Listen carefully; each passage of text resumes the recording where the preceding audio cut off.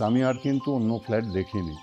আরও অনেক ফ্ল্যাট দেখার ইচ্ছা ছিল, কিন্তু সুগম প্রকৃতিতে গিয়েই আমার মনে হলো যে সব কিছুই আমি পেয়ে গেছি। কমিউনিকেশন তো যথেষ্ট ভালো।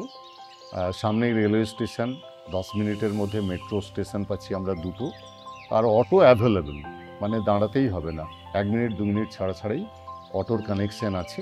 এবং 2 BHK ফ্ল্যাট নিয়েছি, as a whole 3 sides open space. Modern অ্যামেনিটিসগুলোও যথেষ্ট ভালো। আমরা হয়তো বয়সের দিকে যাচ্ছি, আমার ছেলে মেয়ে যারা আছে তাদের পরবর্তী জেনারেশন, ছেলে মেয়েরা খেলাধুলোর জায়গা আছে পর্যাপ্ত পরিমাণে। ওখানে এক্সট্রা অ্যামেনিটিসের মধ্যে সুইমিং পুল আছে, ক্লাব হাউস আছে, কমিউনিটি হল আছে।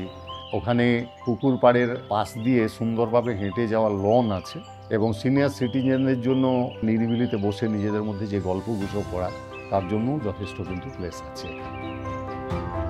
সুতরাং অ্যাজ এ হোল একটা কমপ্লেক্স বলতে যা বোঝায় এবং একটা ছোট্ট পৃথিবী বলতে যা বোঝায়, আমরা সুগম প্রকৃতির মধ্যে সেটাকে যেন খুঁজে পেয়েছি।